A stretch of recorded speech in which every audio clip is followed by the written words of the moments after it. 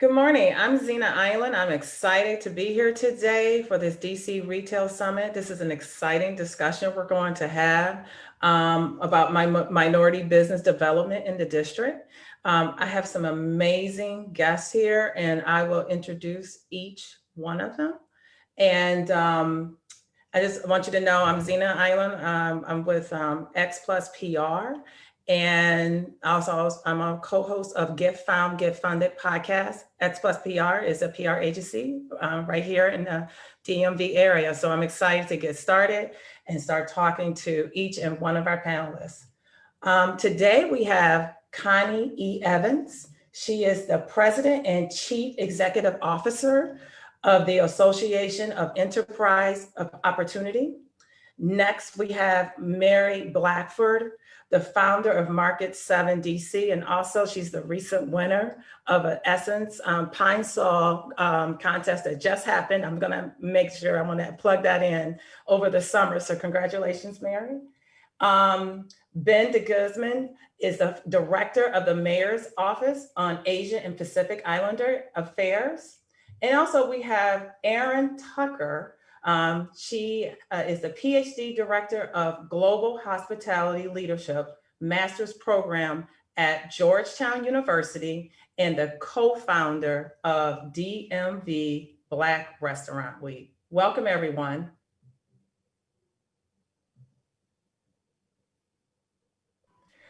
I would like to start off with the first questions.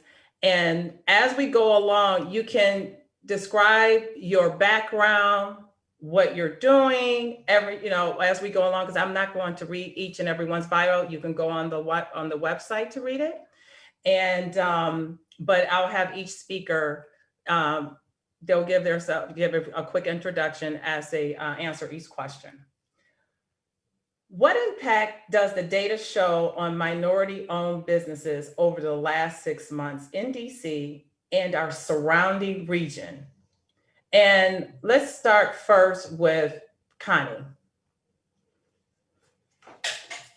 Good morning, Xina. Thank you for that's a really important question. As you know, I'm with AEO, the Association for Enterprise Opportunity. We're the National Trade Association for U.S. microfinance and microbusiness.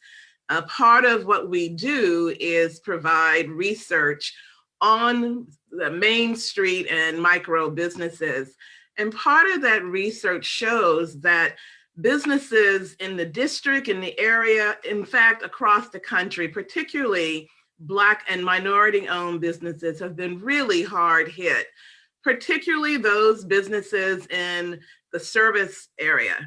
Of course, many Black-owned businesses are concentrated in areas such as food service, personal services, transportation services, and a lot of those are the industries that have been hardest hit. What we are seeing is that as businesses try to pivot, there are a variety of services and programs that have been brought to really try to assist them, but businesses are still struggling. We found that these businesses are less likely to have a digital presence. And so right now, when that pivot needed to be to online business services, online sales and marketing, a lot of our businesses were just not prepared. So part of what we've been trying to do is help provide the services so that businesses can get up to speed, get their digital presence, have access to mentors and other types of services that can help them through this, not only during this COVID and the problems that it's bringing, but particularly beyond this and into what is the pandemic-induced recession.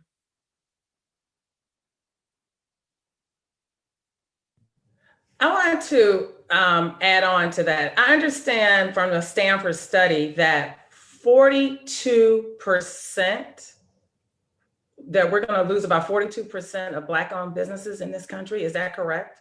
Yes, that's the national number that we've almost seen pretty much over 41% Black businesses actually close. And so the longer, again, this pandemic and the COVID-infused recession continues, that number could go higher. And do we need another PPP to help save some of these businesses? I'm just curious to hear your answer about that. Yeah, the other part of our work is focused on advocacy at the federal level. And we need another package and programs and policies from the federal government, as well as to continue to state and city support.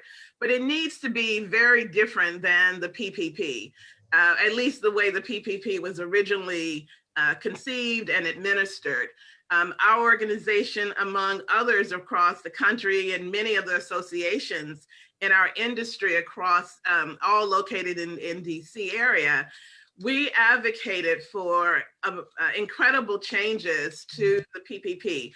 If we have another round, and I'm hoping we do, it needs to make sure that it prioritizes businesses with 10 or fewer employees, because in general, most businesses owned by Blacks and Latinx are really these businesses with 10 or less employees. So they need to be prioritized. We need to make sure that community development financial institutions, CDFIs, and minority-owned banks are in the front line to actually be able to administer the program, because they are the ones who have the connections and the respect and the relationships that are so trusted with people on the ground, these business owners in local communities. We need to make some of the other changes, like, they kept changing the rules or defining the rules in the midst of the program.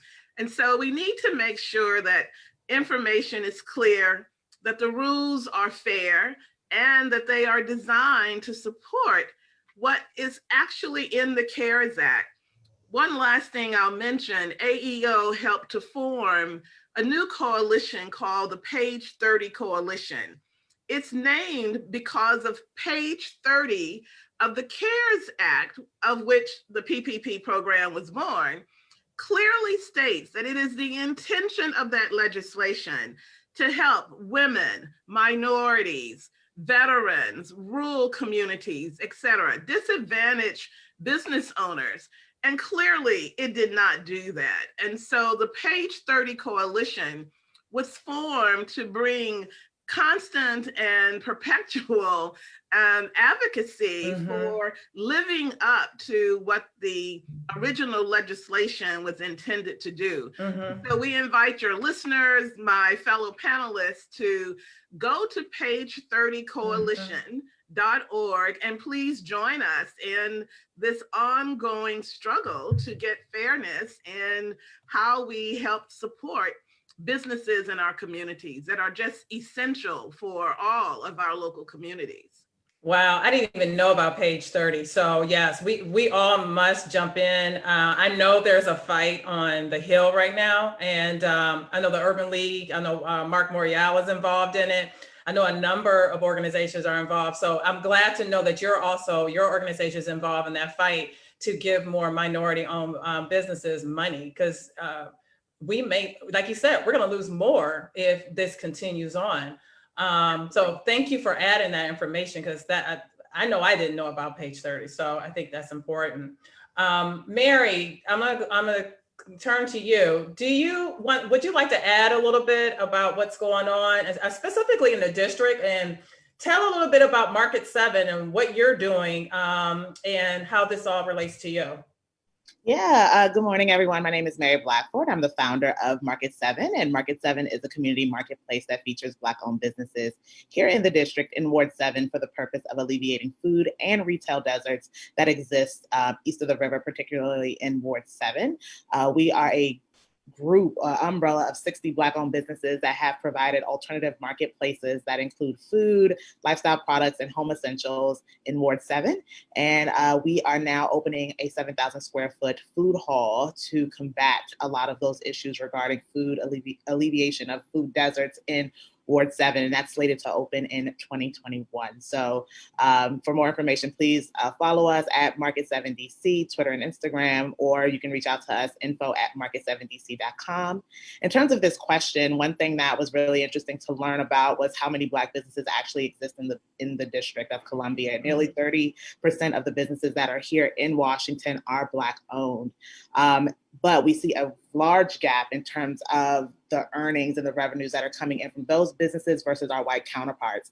And so when the PPP loans came out and opportunities for other sorts of funding came out during this time to kind of help cope with a lot of the economic challenges, it was very devastating to me to see a lot of businesses that operate east of the river, which are primarily African-American communities, over 90% of the residents there African-American, you see that there was a disparity in those who were able to actually obtain those loans because of a lot of different challenges that they were facing economically and not having the technical assistance to necessarily be able to engage with those opportunities. And so for me, as a Black-owned businesses, we have been doing all that we can and working with community partners to make sure that we are getting as many opportunities to Black-owned businesses as possible to help during this time. So everything from making sure that grant information is available, working with community partners to have certain trainings for entrepreneurs so that they can pivot into other opportunities, taking their business online. Because at this time, we saw there was quite a gap in the opportunities that became available once COVID hit for African-American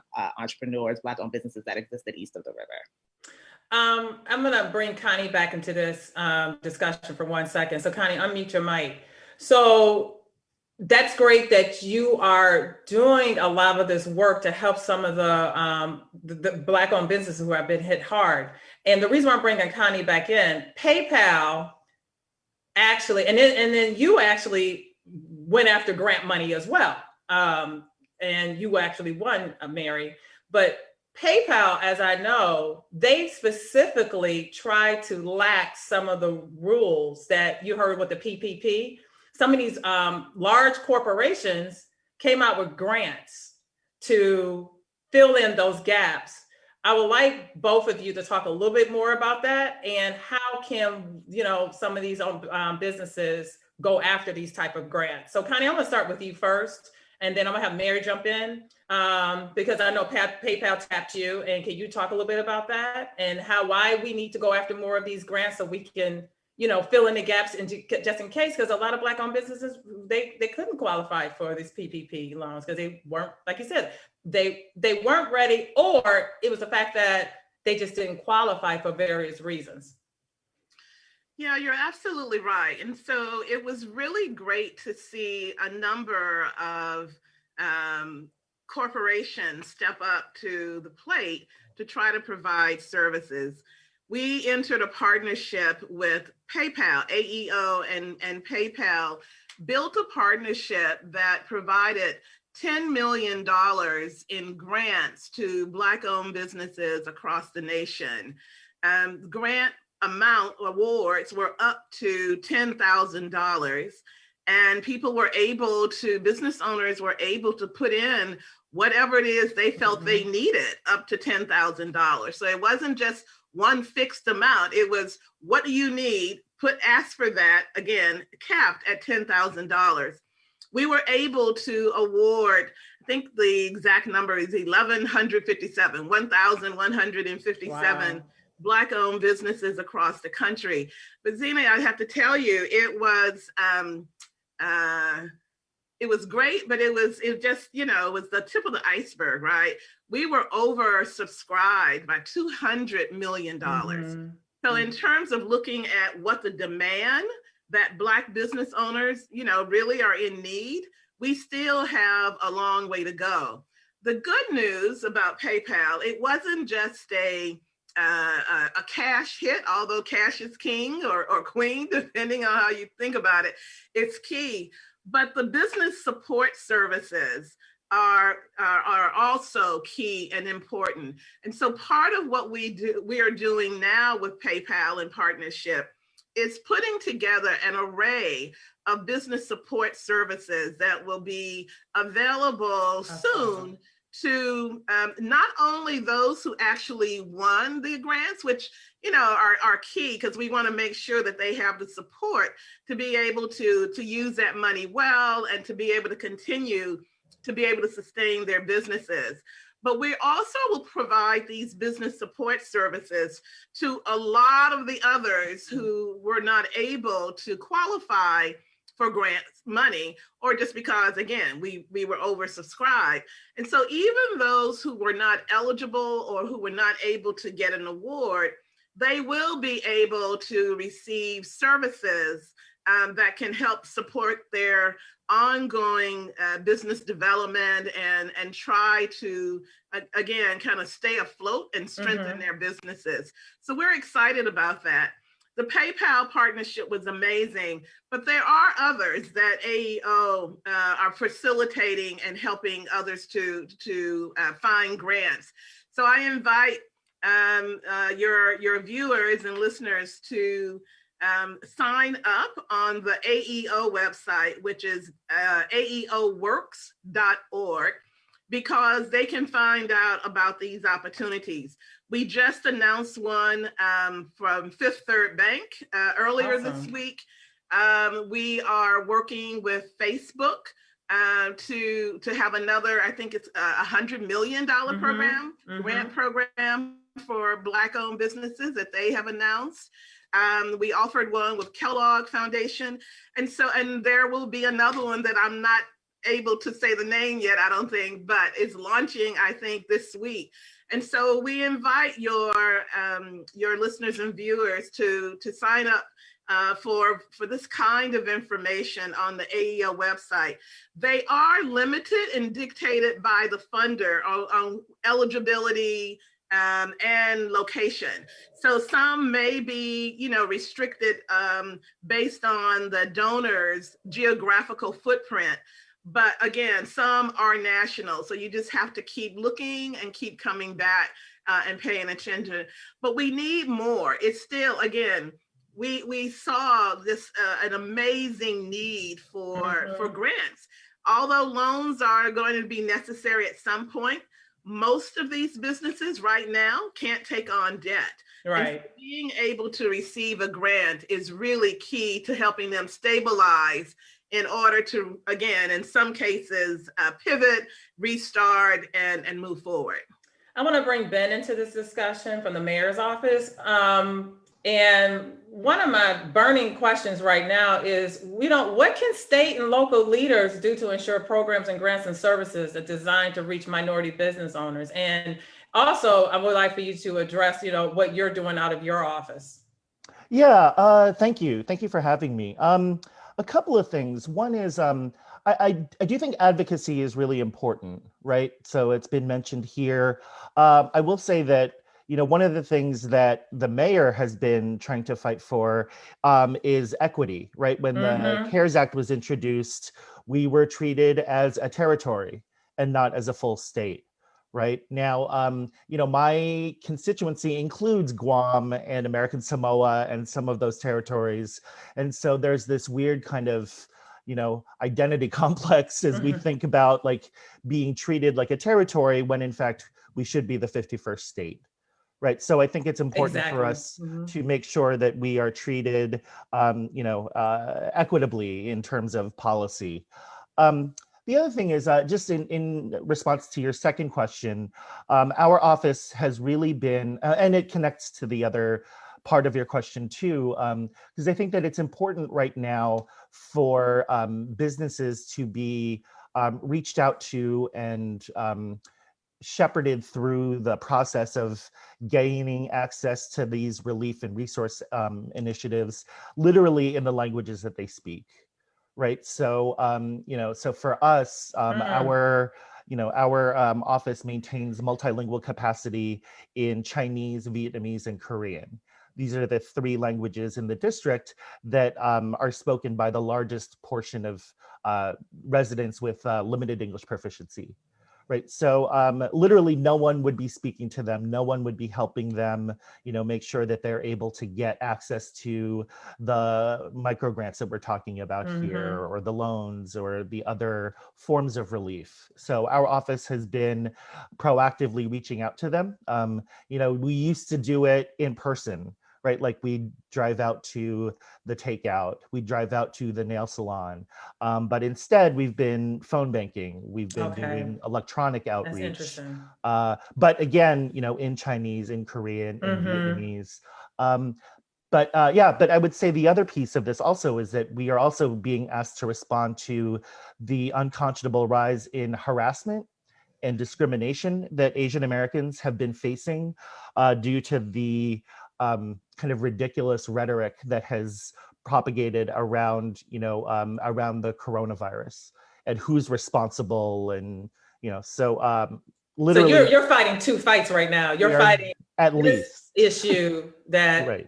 We're not trying to get too political. That's coming from the White House. I'm just going to say the White House. The White House. And then at the same time, you're trying to get resources to those who need it at the same, so they can be able to keep their businesses open. So you're fighting two fights wow.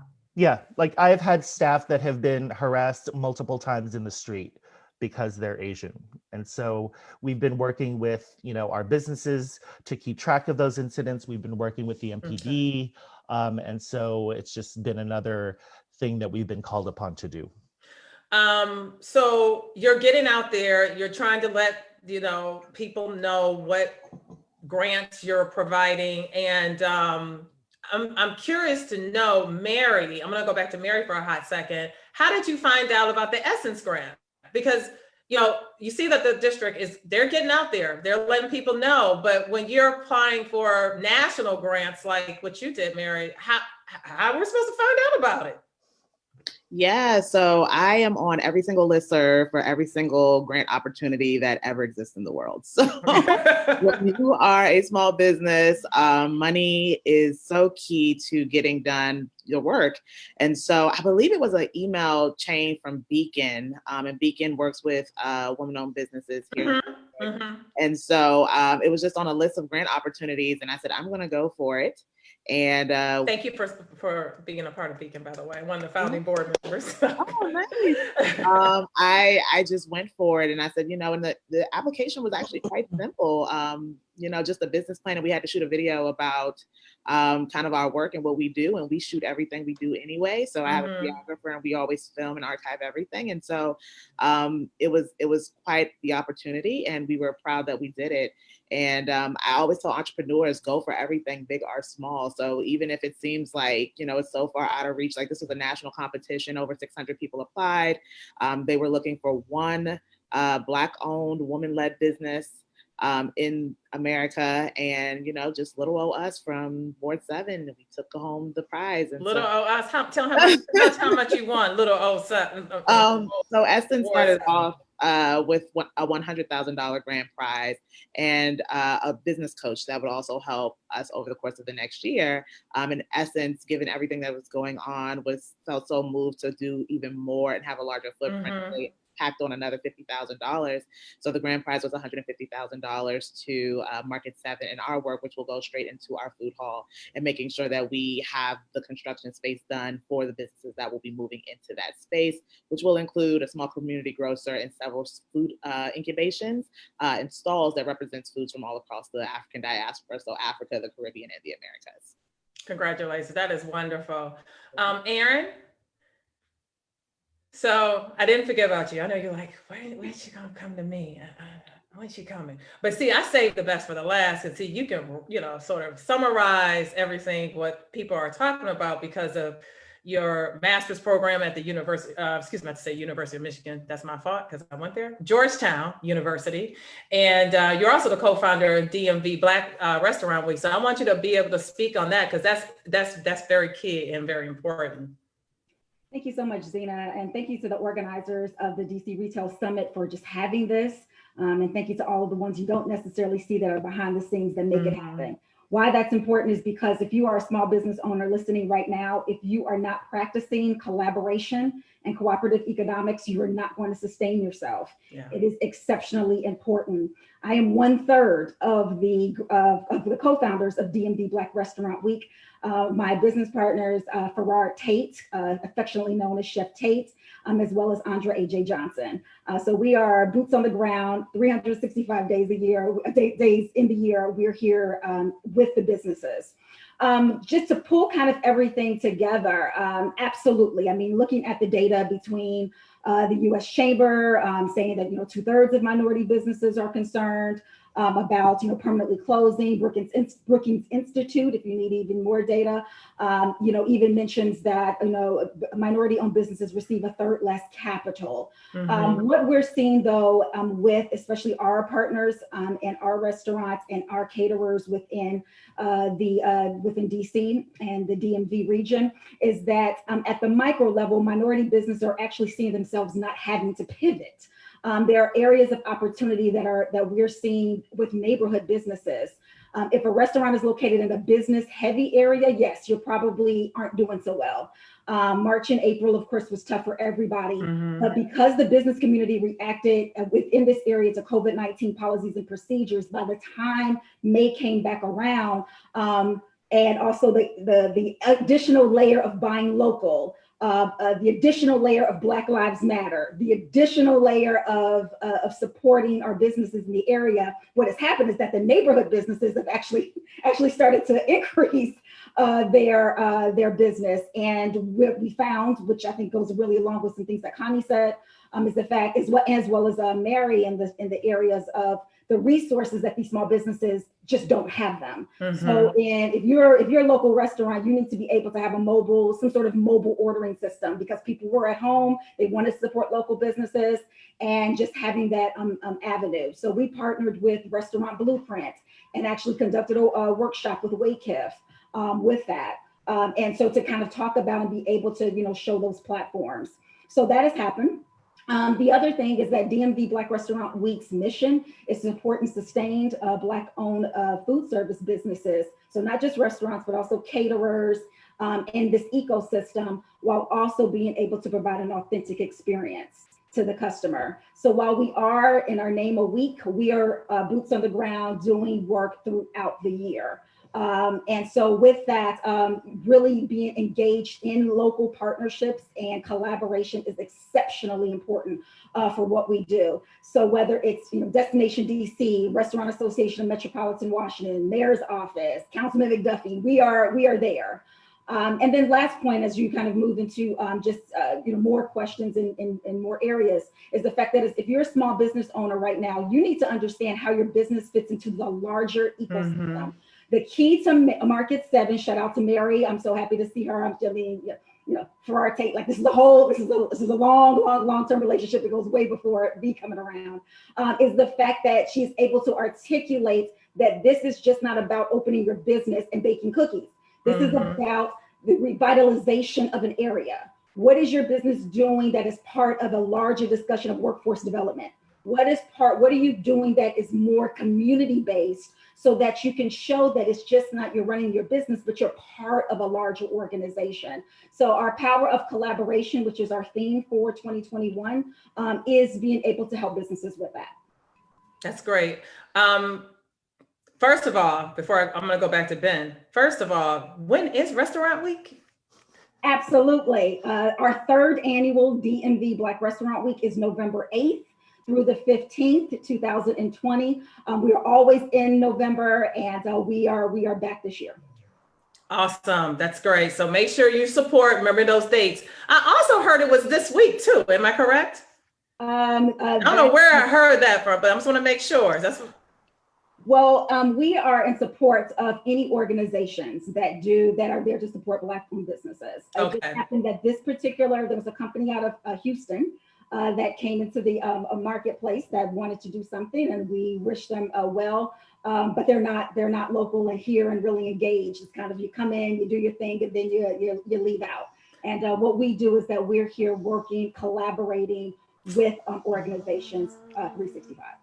I am so glad you cleared that up, because I'm gonna tell you why. As you know, this is Prince George's is celebrating not just Prince George's. the state of Maryland is celebrating Restaurant Week. Yes, it is. And full disclosure, I am working with Prince George's County, and we're promoting the restaurants in the county.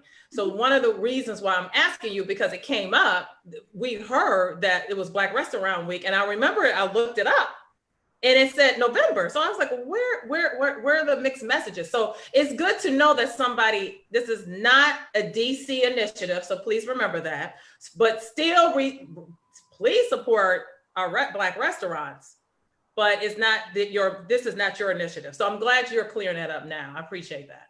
Absolutely. Thank you so much. Thank you so much for asking. And yep, PG County, we're there. We're meeting with the Economic Development Office today. Great. Yep, always have been. So absolutely. Great. Ben, I'm going to bring you back into the discussion.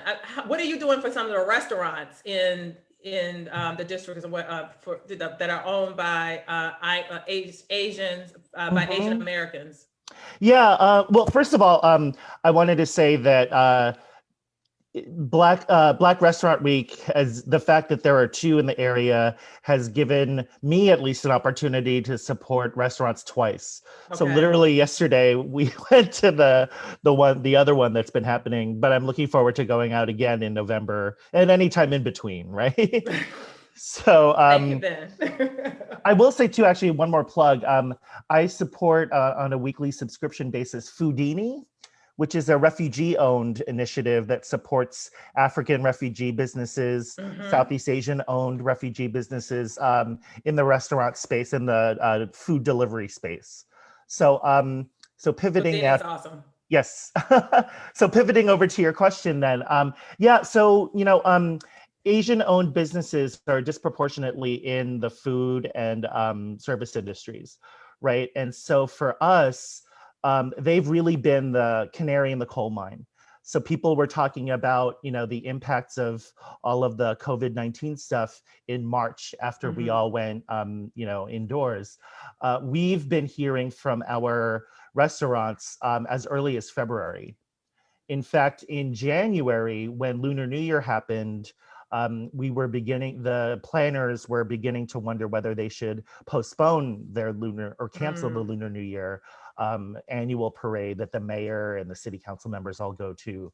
So, so it's been both longitudinal and in terms of like the depth of how much the impact has been. So, we've done as we've done our phone banking and as we've touched base with our businesses in Chinatown, but, in all 8 wards, we've discovered anywhere from 20% economic turndown to 90%. People have just really felt it, and they felt it longer than some of the other businesses and restaurants have.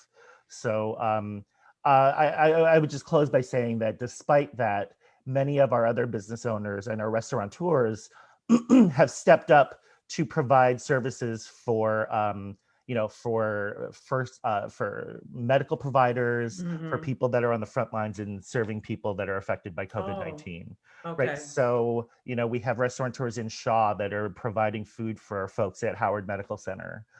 Purple Patch, which is a Filipino restaurant on Filipino in Mount Pleasant, is providing free meals for kids in the neighborhood. So okay, we need to make sure, indeed, what is it called again? So we can make sure we get the word out about this. This is important. Yeah, Purple Patch. It's a Filipino restaurant in Mount Pleasant. Okay. So, awesome. So we know the impact it has on our communities, and people are still out there trying to do right by their neighbors. One last question. I'm concerned with the restaurants before I move on to another subject. Are you telling business, because one of the things, and I know I've been doing this too, I like to dine out, but I haven't been going inside. I know some of the restaurants have been like at 25, sometimes 50%. I think it depends on the area, what part of the region you're in.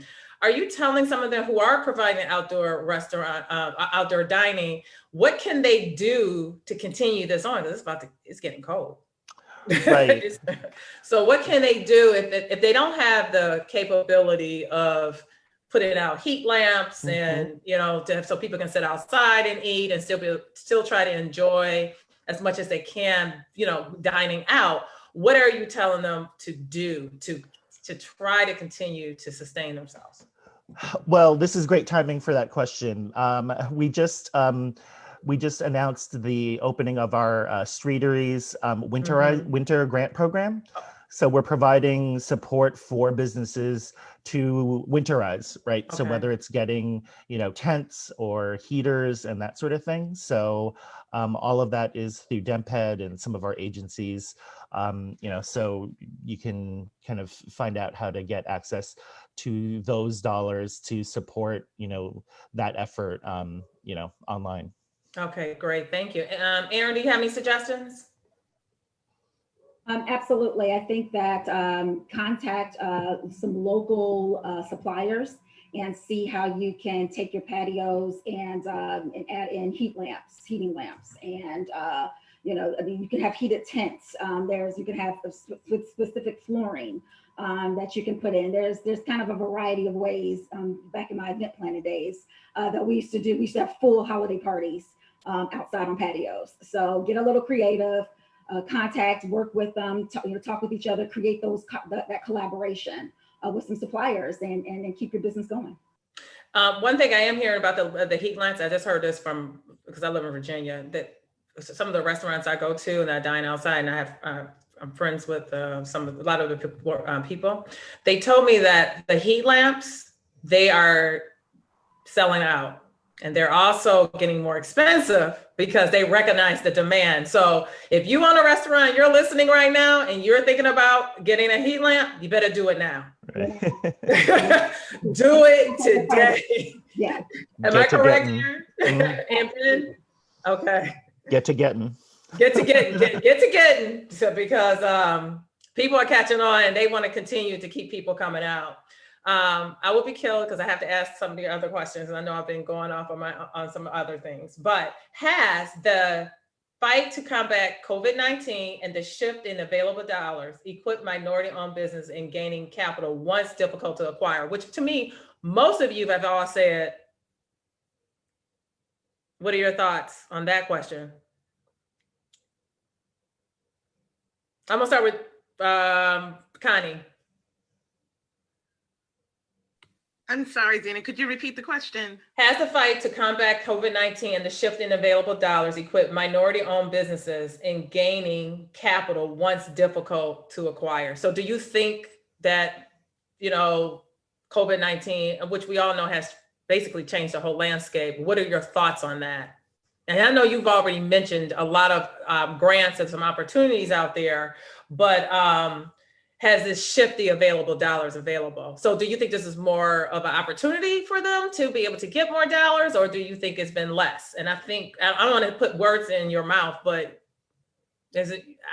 I know you answered part of this question already. Well, I think it's a mixed bag. I mean, capital, let's be clear, access to capital is still difficult for Black-owned and minority-owned businesses. Full stop. Yes. It's still difficult. Again, there are these grant opportunities that are coming up, but in terms of any real systemic change about capital access, it's not something we're seeing. Banks, traditional financial institutions, lending is lower. They've kind of pulled back from making loans. For a while, even some of the CDFIs had to stop lending because as they accelerated their lending during the PPP program, they ran out of capital or their liquidity became really low. And so again, as I spoke earlier about the advocacy and some of the efforts that are needed to get capital back into CDFIs and minority depository institutions, it's going to be critical for those businesses that are capable or will be able to continue to stay open and be able to carry debt. And so that's still a challenge. And again, congratulations again to Mary in terms of getting access to that large grant, because there's very few of those that are coming out. But capital access is still a real problem. Again, we need to figure out more strategies. The other thing I'll say, having said that about some of the traditional banks, I just want to reiterate how important banking relationships are. And we saw that in terms of PPP. You know, a lot of Black-owned businesses just did not have the relationships with banks to be able to get in the queue even, right? Even when at the second tranche of PPP, where it was a little bit more open, we just did not have those relationships. And so regardless of what you think about the institution and that you're going to be turned down and all the issues that we experience with traditional financial institutions, it is still worth having that banking relationship. It is, and I will say this: I got turned down the first time for the PPP, and then fortunately somebody introduced me to a new bank in the area. It's a community bank, and I was able to get it. So no, it's very true. And so now they're sick of me. I'm in there all the time. I'm in there for checks. I'm asking questions. Now when I walk in, everybody knows my name. Exactly. I really did not think that it was that important to have a relationship with your bank until all this happened. COVID changed my entire, not only my life, my business practices. I never thought about having a banking relationship, and she is absolutely right. It makes a world of a difference. So in case we do get another round, we're praying we do. Please try to get, identify a bank or talk to people and start building those relationships now. And, and this community bank didn't even know me. And it was just because someone introduced me, and they walked me through the whole PPP process. They held my hand, and the funds did come through. So please listen to what Connie is saying. There are other relationships. We mentioned our partnership with PayPal. PayPal also was a PPP provider, right? Yes. And so, it's a good time if you don't have multiple relationships. Look at how your payments provider is, their payments vendor. It could be Fiserv, it could be PayPal, it could be a Square. A lot of those payment vendors had access to PPP, right? And so it's having these multiple relationships across your business that puts you at the ready when opportunities strike. And so again, in thinking about capital access, we need to be creative and think about all that is out there. The community development financial institutions, small and community banks, minority-owned banks, even some of how you get your payroll and payment service vendors have access to capital. So we just need to kind of be aware of all of the different opportunities to where you might be able to get capital. Okay, this is key. Ben, did you want to add something? Because I saw you unmuted yourself. Yeah, Connie referred to it as a mixed bag, and I think part of that is because it's sort of like short-term access to capital as opposed to long-term, one of the, I'm looking at the Q&A and someone made reference to the idea of need versus investment, right? So, a lot of the capital that's been sort of shaken loose in this time is based on need, right? So we're addressing these immediate things that are happening, but what is that going to mean for us in terms of long-term sustainability, right? Like who's going to make it, not just in 2021, but in 2025. So. Great. Mary, I would like to have you jump in this discussion as well, but I'm going to add another question. To achieve the greater size and expand their capabilities, how must minority businesses proactively close the gap? Since you're working in the community and you're trying to close that gap, what can they do? What are some suggestions out there? Yeah, I'm going to go back to something that Erinn said, and I have in my Go ahead, feel free. About collaboration. I push that message very, very strongly. Without community, what would we be? I always say that I have 70,000 people behind me at all times as a team, and 70,000 represents the number of residents that are in Ward 7, and we work with community at every intersection of our business. So we work at the intersection of community health as well as sustainable economics. And so part of our work is making sure that we have healthy access to healthy foods in our community. So working with organizations like Sibley Memorial Hospital, Ward Infinity Program that work with residents to actually come up with solutions in community around sustainable health has been really a great way for us to get consumer surveys done, for us to get research about what's going on in our community, a way for us to ideate around how this market is going to look and what community really needs. When it comes to the economic piece, at this time, and when we talk about how entrepreneurs can pivot at this time, we have partnered with people who are trying to work more in our community, like Google, who we have partnered with their digital coaching program to actually provide training to entrepreneurs on how to move businesses online, how to build websites, how to do more operationally through their Google platforms in order to make money in a different way at this time. You know, we also now are teaming with Whole Foods to get more minority Black-owned businesses in particular in Whole Foods and on shelves, because we believe in equity in those spaces too. So really working with corporate partners, working within community, working with community partners like Marshall Heights Community Development Organization to have further trainings for entrepreneurs so that they have really, really good backgrounds and really, really great plans around their businesses to make sure that they're being really successful in Ward 7. And Marshall Heights has been around for 40 years doing this work. And so to have them as a partner has also been a really, really great community pairing, but also working with other businesses. Market 7 is again, a combination of 60 Black-owned businesses together to build a marketplace where we really, really struggle east of the river with things like food apartheid, which just explains this long history of discriminatory practices in communities of color, particularly Black communities in this case, things like redlining, things like workforce discrimination, things like lending discrimination against communities. And people were telling us, you know, those big boxes are just not going to come because of the area medium income. And so this is a really great collaborative economic strategy for us to come together as a community to say that, look, we're a group of small businesses and we can come together and create market-based solutions utilizing our businesses. And so I always just really, really enforce on people, the collaboration is super, super key. Are you listening to Mary? Mary just won a 6-digit grant. So I will listen to her and follow her direction because she is right on every point. I was just working with Georgetown real quickly, and then I'm gonna have Erinn answer this question before we go in. We have a poll to take, and then we want to break into our Q&A shortly, very soon.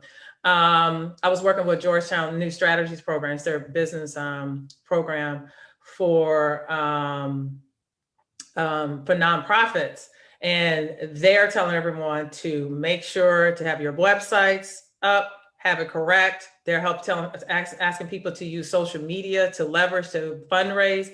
Matter of fact, we had an excellent discussion yesterday where there was a virtual fundraiser. These people fundraise. That's another option, you all. You can do virtual fundraising. And I heard one person, she virtually fundraised for $1 million. She was supposed to have a gala. And unfortunately, it didn't happen. COVID stopped everything. And they did a virtual fundraiser instead. And so look at that as another option. But at the same time, you got to have just what Mary was talking about, all these tools and resources she's trying to help other small businesses have. They were able to do that because they had the website. They had their social media in place, newsletters going out, e-blast. You got to have all those tools together to work together in order to help support and sustain your business. Erinn, we have 2 minutes and I have to go into this poll and then take Q&A. Do you want to add anything? Sure. I mean, just to, even piggyback off of, there's so many great areas that were discussed. I think that, the business relationship with your bank is equivalent to the business relationship that you would have with any partners. Get a listserv, let them know what you're doing. Give them a call, say hi, know their birthdays. Because a lot of times we say have these business relationships, but we're not articulating what that actually means. It is a personable and professional face-to-face relationship that you should have. You are a person talking to another person. You also in these relationships find how can you mutually benefit. So it's just not a one-way sort of avenue. It's multiple ways. So keep that in mind. I think that how must minority business community proactively close the gap? So I have a little bit of a different perspective. I think that is very important as your business and as a minority-owned business, to understand your mission, clearly articulate what your mission is, and to understand that in protecting your culture and protecting your story, have some authenticity to that. For many, especially African-American businesses, we give our culture away for free, and we do not take advantage of it financially, while other cultures have found a way to do that. And they do that because they know what the value is and importance. Know what the value of your business is. This is exceptional. Know your value. Know your value. Exceptionally important in this space so that you can do that. And then just kind of lastly, one of the things that's kind of near and dear to my heart is how can entrepreneurs work with youth?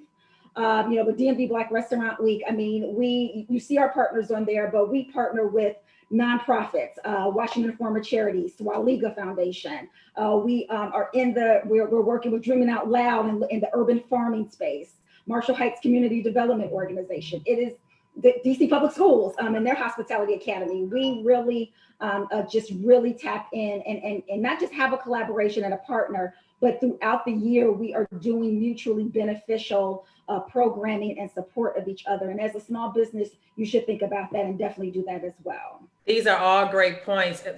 I want to thank all of you, and I'm going to bring this poll up real quickly. And please answer this as quick as you can, and I will give you the results. And then we're going to run into, we're going to go through Q&A. So go ahead and answer those questions. Yes.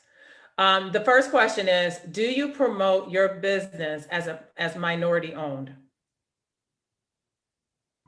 Is this for the panelists too, Xina? Yes.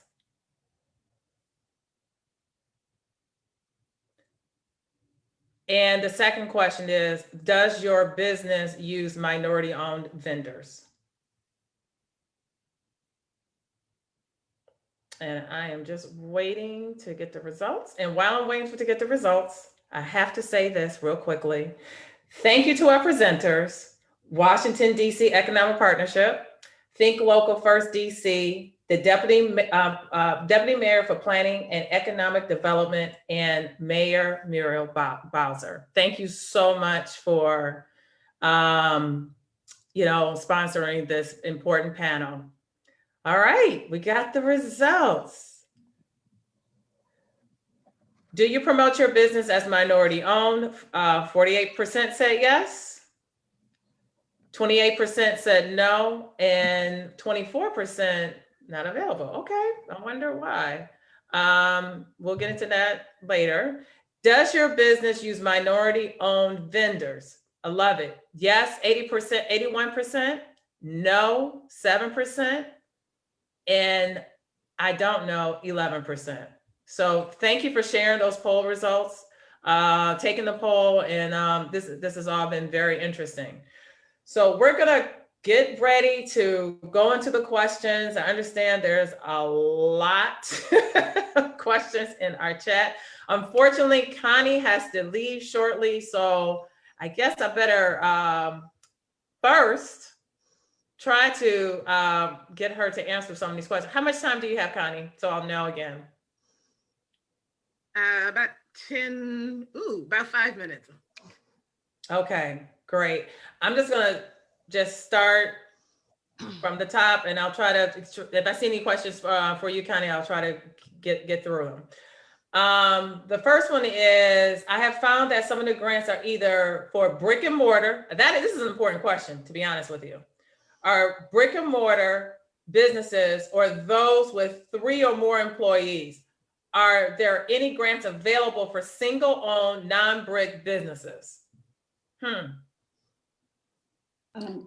I just briefly? Okay. I think probably our other panelists can go into more detail.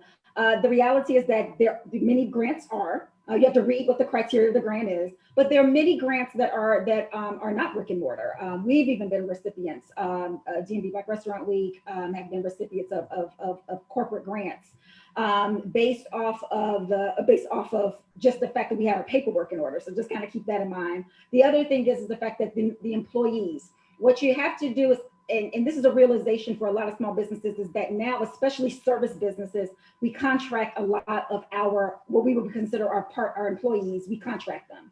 So you have to make sure that your contractors are actually also that you have their you have them fill out all of the federal information so that you can show that element, because a lot of these rents will say either full-time, part-time. Some of them are actually putting contracting in. I saw one, I think, with American Express small business, because they're recognizing the fact that so many small businesses these contractors, right? So but you have to make sure that you have your paperwork. You have a good accountant. He or she will stay on. Wait a minute, say that one more time. If you have a good accountant, this is another relationship, guys. Another relationship. That you have to ask your contractors to make sure that they fill out this paperwork so you can show it on your profit and loss statement. You can show it in your in your balance sheet. You can show it on your income statement. So then you have that paperwork to be able to show. So therefore, you don't have to, even if it's 3 or more, it's fine, even if it's contractors, but you got to show it. You just have to have that proof. Thank you. Connie? I'll just jump in quickly. 96% of all Black-owned businesses are sole proprietors. So all of the grant programs that we participate in, they do not require that it's brick and mortar, nor do they require, as I said, it's 10 employees down. And that means to 0 to 10. Because again, the reality is that 96% of all Black-owned businesses are sole proprietors.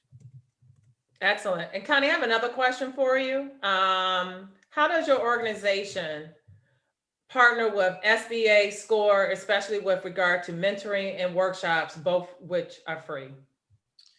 So we don't actually partner with them. We work, our members, so AEO has 1,700 member organizations across the country. And some of those organizations are SBA micro lenders, for example. So we advocate to keep SBA funding for these programs going and to change the rules to remove the barriers from these organizations being able to serve businesses in the way that they need it the most. And so AEO is actually not a direct service provider. For COVID, we've launched a number of programs directly to support businesses, but it was because of the need that COVID provided. Most of our work is through our member organizations across the country, and then we advocate with programs at the SBA. Excellent, excellent. Thank you for answering that. And one more question, Connie, because I know you have to go, and I'm going to go to the other questions. What banks would you recommend to DC Black business owners? So that's the first part. And the second part is, and this is for Mary. So I'll hold off on Mary, but I'll let you answer that, Connie. Yeah, I'm not going to really recommend any particular bank. There are Black-owned banks in Washington, D.C. that I would suggest people look at. But what I would really suggest is do your homework. Everybody needs to do their own kind of market research. Look at what your business needs are, and then shop that around. I mean, you are the customer. They need your business. And so do the research, make a list of what you need, what your expectations are, and then shop around from the different banks that are available and be able to make a decision based on who can best meet your needs. And then how can you have a relationship with that bank? I mean, how do you develop that? I know I did mine out of fear. So we don't want people to do stuff out of fear. We want to be more strategic. Between, financial institutions and particularly Black individuals, Black business owners, Black people, period, because of discrimination, current bias, historical discrimination. So again, it's putting up your big girl pants or big boy pants and biting the fear as you did, and go in and talk to someone in the bank, tell them what you're looking for, and get to know them. Start that relationship. You want to meet the bank manager. They need your business. And so get to know, ask to meet the people who you want to meet. Don't just, give them your service or deal with tellers, ask to meet the bank manager.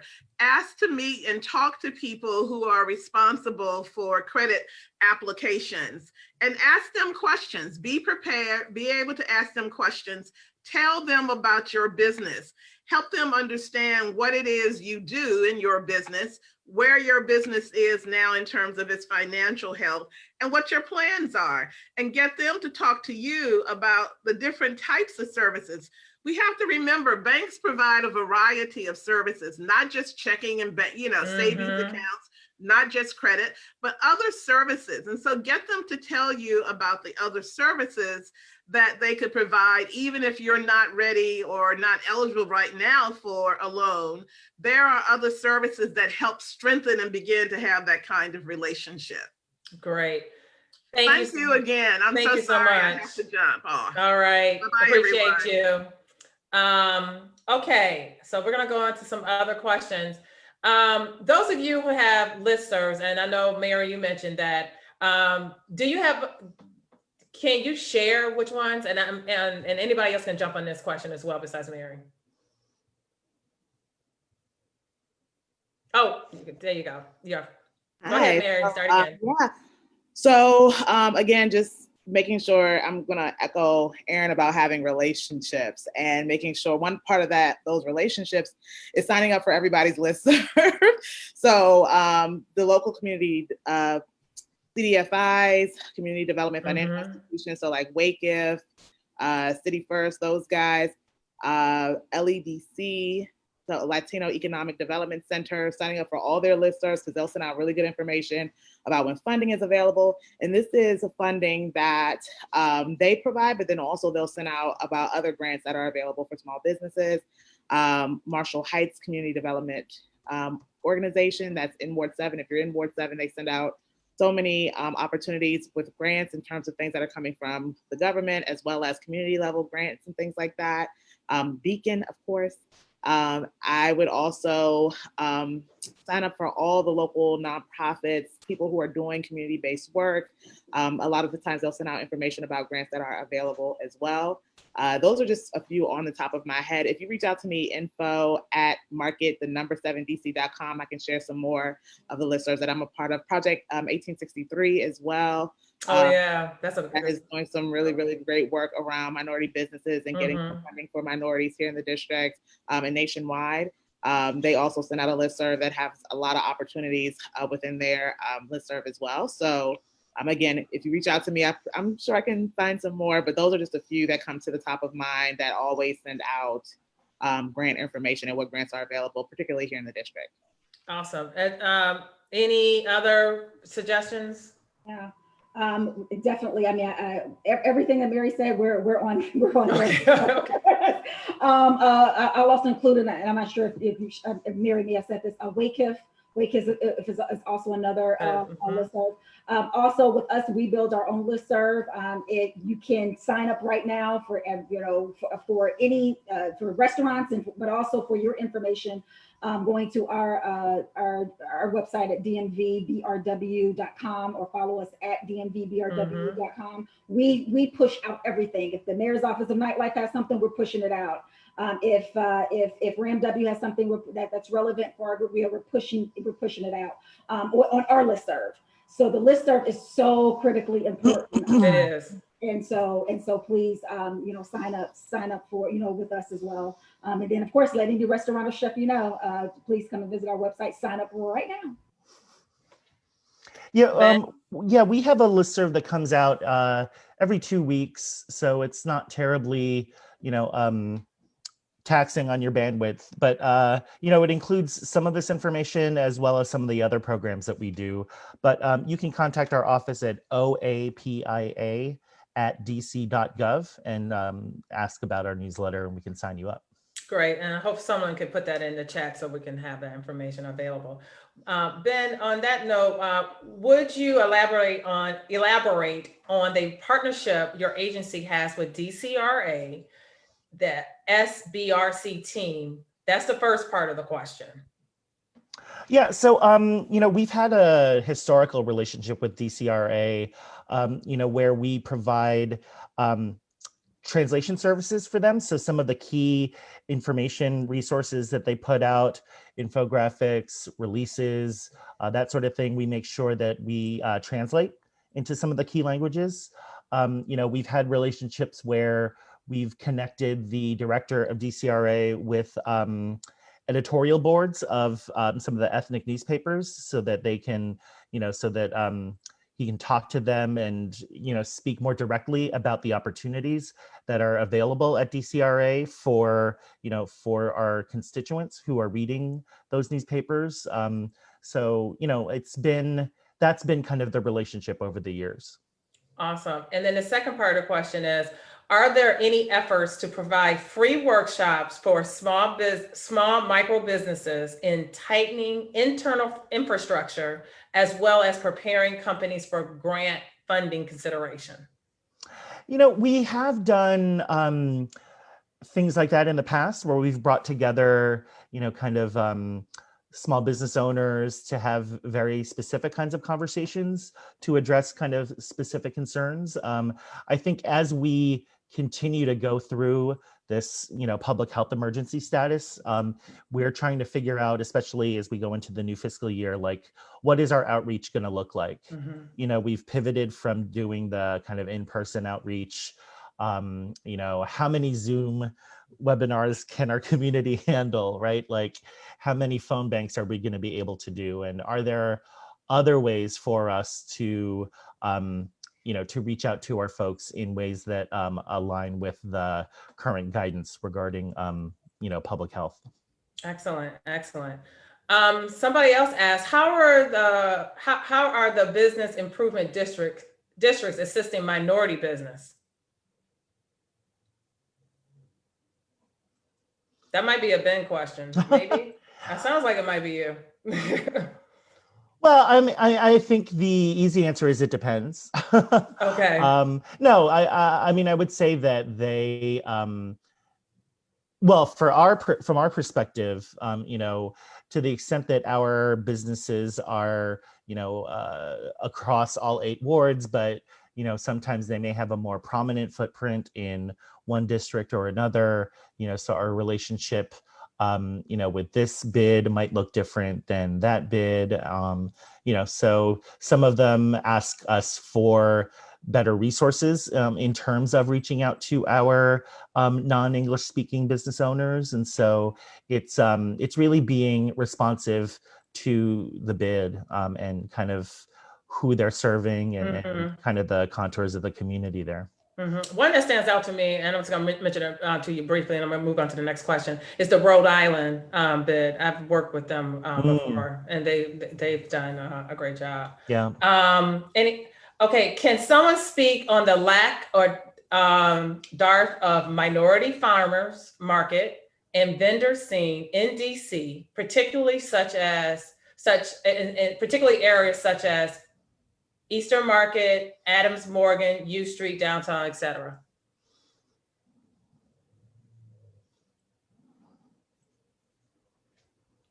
Okay. I feel like it's in again, but I don't want to keep. Mary looks like she's. Mary, you have any suggestions? Well, that has been a thing. That has definitely been a story here in the district. Okay. Of course, of the last year, if you have been watching the news regarding representation in food spaces, we know, us working in the food space, that there is certainly a call for equity across all of the food systems. Farmers market, this is shelf space, this is farmers, all of that. Again, we are building our market in Ward 7 to kind of help to alleviate some of that here in the district to make sure that we do have further equity in our wards. We will be having farmers market capacity in the summers. We're talking to Dreaming Out Loud and have been talking to Dreaming Out Loud throughout the year about how to make a farmers market east of the river that will be more inclusive and have minority businesses, Black-owned businesses there that provide produce, supporting our Black urban farmers. So please continue to follow us at Market 7 DC on Instagram and Twitter for those updates. And we are certainly making space for Black food businesses to thrive east of the river. So just wanted to say that. Okay, great. Thank you for that, Mary. I appreciate it. So unfortunately, I am out of time. We are out of time. We had such a great, rich discussion today. I really appreciate each and every one of you. Thank you for joining us. And I am tossing it over to Mr. Keith Sellers. He is the president and CEO of the DC Economic Partnership. Keith, I am handing it off to you. Thank you, Xina. I want to thank you all for a wonderful panel. My biggest takeaways from today's panel were that you have to know your value and you have to have a financial relationship, not only with your banker or financial institution, but you also need to have it with your customers. So I want to thank all the panelists for what you contributed today. With that said, I want to tell you a little bit about the partnership. We focus on economic development in partnership with the DC government and supports our business community on a daily basis. Whether you are a startup or a seasoned business owner, we want to make sure that you have the tools and resources to adapt and thrive during these challenging times. Today, I'm excited to announce the release of our Doing Business Guide. The guide covers essential information needed to start, grow, or expand your business in the district, covering topics such as registration and licensing, insurance, financing, and marketing. We worked with numerous DC government agencies to make sure this content was relevant and current. Please go to our website, wdcep.com, or click on the link in the chat to download this year's publication. I want to thank everyone for attending this year's summit. I would like to remind everyone about the last session of today at 11 a.m. on the gig economy. Please take the post-session survey today. This is important. We like feedback. And I would like to take this time to thank our partners, Mayor Bowser, the Office of the Deputy Mayor for Planning and Economic Development, the leadership team at Think Local First, Karen and Kim, and my team at the partnership, Chad Shusky, Natalie Mnuchin, Kate Ahern, Devin Zeidelman, Kevin Morgan, Preyas Napani, Derek Ford, and Jonathan Kadeka. Thank you, and you all have a great day.